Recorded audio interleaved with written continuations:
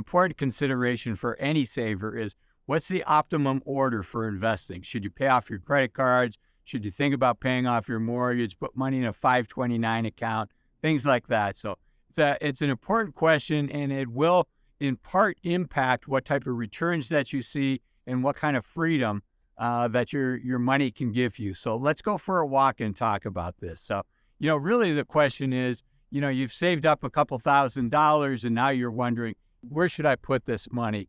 And you have a variety of choices, as I just mentioned in the open. But I think one of the places we all should start is really making sure we have sufficient emergency account balance. And really this is just, if you were to lose your job or you have an expensive car repair that needs to be done, where's that capital going to come from? And generally what I tell people is you should shoot to have at least 3 months of living expenses, preferably more. 3 months to a year works for most people in all candor. I have 2 years in my emergency fund just because it gives me sleep at night comfort. Now, where would I put money above and beyond that once I have my emergency account set up? I think the second place I'd advise most people is if you work for a company and the company does a match for your 401k, that can be, where else are you going to get 100% return on the matched money? So if the company, let's say, matches the first 4%, I think once I had the emergency fund set up, that would be where I'd put my money next, up to the match. So if the company offers a 4% match, I would put my money there next. Again, it's hard to beat 100% return. Now, more often than not, companies have a vesting schedule, at least for the money that they've put in. There is no vesting schedule for your money. Your money in your 401k is your money. But the money that your employer puts in, it's not unusual for there to be a 3 or 4 year vesting period. So if you're in year one of working for that company, you think there's a pretty good chance you're not going to be there in 3 or 4 years, then that would minimize the attractiveness of that strategy. So you might move on to the next section for where to put your money next. The next thing I would do is pay off high interest rate loans. And probably for most of us, these are credit cards. It's not unusual for a credit card to have a 16 to 20% plus interest rate. That's super expensive money. If you're carrying a balance on your credit cards, it probably makes a lot of sense to pay off your credit card balances. A lot of people are a fan of Dave Ramsey. I think he does a lot of good. I'm not entirely on board with his no debt kind of mantra. One of the things I do think that Dave talks about that's dead on is, the idea of paying off credit cards based on the smallest balance first. And the reason for that is just the success, the psychological motivation that comes from successfully paying off one credit card. And then you cut up that credit card, try not to use it again. And I think there's a lot to be said for that. Even if, one credit card's at 20%, and it has the lower balance, and another credit card has an interest rate charge of 21%, I would still go with the interest rates close to each other and pay off the amount that has the smaller balance, just so you can get those small victories in place. So once you've done that, once you've got your emergency fund set aside, once you've done your employer match, once you're starting to pay off credit cards, I think one of the next places that I'd look at is a Roth IRA. So a Roth IRA, as many of you know, you don't get the tax break going in, but then it grows tax-free really forever, right? I mean, none of us have a crystal ball. Could the government change the tax rules? They could. I think it would be really hard to back this one out and say, oh, we're going to tax Roths. I don't think we're going to do that, but it could happen. So Roth would be my next one. There are income limits on Roth, so you want to do a Google search and see if you qualify to do a Roth. If you're above the income limits, there's another technique called a backdoor Roth, where you make a contribution to a regular IRA and then convert it over right away into a Roth. So know that option exists for you. Then Once you've got the Roth IRA, that I'm a big fan of what's called health savings account, HSAs. Now, there is no income limit that says, gee, above this amount of income that you cannot put money into a health savings account. But you do need to have what's called a high deductible health insurance plan.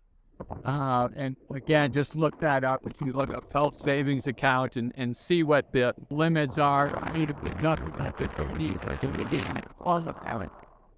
to put money into the health savings account. Those could be so powerful. So that would be the place after the Roth that I would. You can only put so much money in. Again, you can look up to find out what the limits are. But the nice thing about the health savings account is it has a lot of the benefits of a Roth, but it's kind of a supercharged Roth, because with a Roth, you don't get a tax break when you put money in. But with the health savings account, you do. Now, I need to say I'm not an accountant, and I do suggest that you work with an accountant or a fee-only financial advisor and see if it's a match for these amounts or a match for you. Okay, so now we've talked about the health savings account. To the extent you have children and you want to help them with college, I think another powerful tool is what's called the 529 account, which was really set up initially. States back in the day, probably 20 years ago, maybe a little bit longer than that now, states were allowed to set up these accounts to let people prepay for state college tuition.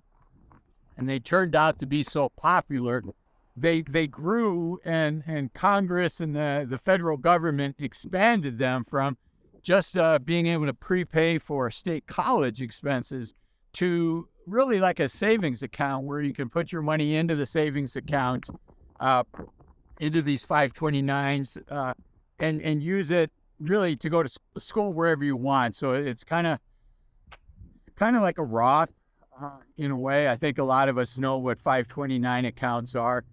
They are run by states, so you have a bunch of different options as to where you custody your money. It's not like there's just one type of account. You do want to look at the fees. Sometimes the fees can be high with 529 accounts, and you don't want to be taken advantage of there. I can tell you that Utah has a very low-cost 529 account that gives you a lot of different offerings that you can choose from an investment standpoint. And the other thing is not only the investment options, but then, as I said earlier, the cost structure. Another thing is each state has kind of a limit as to the maximum you can contribute to a 529 account. Now, they can grow above this amount, but this is the most that you can put into an account. And it varies by state. The easiest one for me to remember is California, because the name of the account's 529, and the maximum you can put in is $529,000. So California made it easy for me. And then one of the lowest states is Georgia, and the maximum there is $235,000 that you can put in. And then you also have to worry about, is this money considered a gift for your child? And there's a gift tax exemption amount every year that you can put in, and the gift tax exemption for 2023 is $17,000. So you can gift that to your child without it being a taxable gift. And the nice thing with the 529s is you can do what's called a 5-year lump sum into the 529 account. And what that does is that allows you to do 5 years worth of that gifting in 1 year and still have it fall under the exclusion, so it's not a taxable gift. So 5 times 17 is 85,000, and each parent can give that to a child. So, technically, if you wanted to, you could put $170,000 in one calendar year in one child's account. If you had 2 kids, you could, double that, $340,000. That's a lot of money. Very few of us are going to be able to do that. But it is a possibility, and then you're not allowed to do 529 contributions for the next 5 years, right? You prepaid think of it this way, your first 5 years. So again, just continue to go down the list. We talked about the 529 account. And now we're kind of splitting hairs, but splitting hairs in a way that I do think matters. So if you have additional money after all of these accounts that I just talked about, the next question is, do you max out your 401k or do you max out an IRA? Or do you put that money in a taxable account? And this is where I've talked in the past about the 3-bucket approach, which lets you control your tax rate in retirement. I would argue you don't want all of your money in a tax-deferred account like a 401k. And the reason is, if that's your only source of cash for distributions that you're going to need to live on in retirement, unfortunately, a regular 401k or regular IRA, all the money you take out of the account is taxable income. So you have no way to control your tax rate. Where if you have your money split between a 401k, which is really don't tax me now, but tax me later account, right? Let's call that a tax me later account. And then a Roth IRA where you don't get the tax deduction day one, but then it's a tax me never account. If the current tax laws stay the way they are, it's tax me never. And then there's a taxable account, which is like your standard brokerage account at Fidelity, Schwab, Vanguard, or your local bank, where you get a 1099 and every year you're paying the taxes on that account. Now, the nice thing is if you have money split between these 3, what I call buckets, then let's say you need $60,000 a year from your retirement accounts for when you're in retirement to pay your living expenses. Then on top of that, you have Social Security, maybe some rental property income and whatnot. But of that $60,000 you need to take out of your retirement accounts, if you have these 3 buckets, you can control your tax rate. You could say, I'm okay taking $20,000 a year out of my taxable account. That'll keep me in a low tax bracket. But then for the rest of it, I don't want it to trigger ordinary income. So you can take your money out of your Roth. You can take your money out of the bank account. And meet your cash flow needs. But if you didn't have those 3 buckets, then every dollar you would take out would be ordinary income. So I did a video on this. I'll link it up above if you want to learn more. But again, after the 529, if it were me, I would look at these 3 buckets and say, where do I need to add money? There's plenty of smart people that would say no. You should pile the money into a 401k and let it grow tax-free. And that's why there's different financial advisors that are the right match for different people.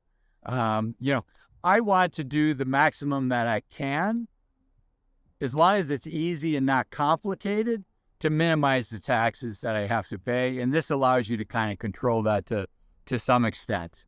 And then the final category, and I think this brings us up to 9, is to pay off your low interest rate loans. So things like maybe, when interest rates were low, car payments were low. I don't like having car payments. Actually, I've never had a car payment. But if car payments were low, that might be a low interest loan and your mortgage. And do you pay that off early? Or do you, if you have a 2.5% mortgage, do you keep that mortgage outstanding? And, one of the things I talk about on the channel is just the power that comes from and the confidence and sense of security that comes from if you can be debt-free by the time you're 50. And it's not easy to do. Not everybody can do it. But if you can be debt-free from 50, I think, boy, it just supercharges a lot of things for you. So the academic answer on a 2.5% mortgage is probably don't pay it off. Instead of taking your money and paying it off, put that in short-term U.S. Treasuries that are as low risk as you can get. And as of this recording, you can get 3.5%, 4% in those treasuries. But there's the peace of mind, the sleep at night factor that comes from being debt-free by the time you're 50, or really shooting to be debt-free for sure by the time you retire if you can. So those are the 9 categories where I would put it in. Let me know in the comments, which ones do you think that are most important that you want to prioritize, or are there 1 or 2 that I missed that I should know about? So leave me a comment. If you found this video helpful, please leave me a like. It really does help other people find the channel. It helps the channel grow. I mean, We've had really nice growth thanks to all of you. So keep it up. Keep hitting the like button for me. Leave a comment. We're building a nice community there. And until next time, I'm Azul, encouraging you to take full advantage of the youth of your senior years. Remember, you're only young once. Let's use this time wisely.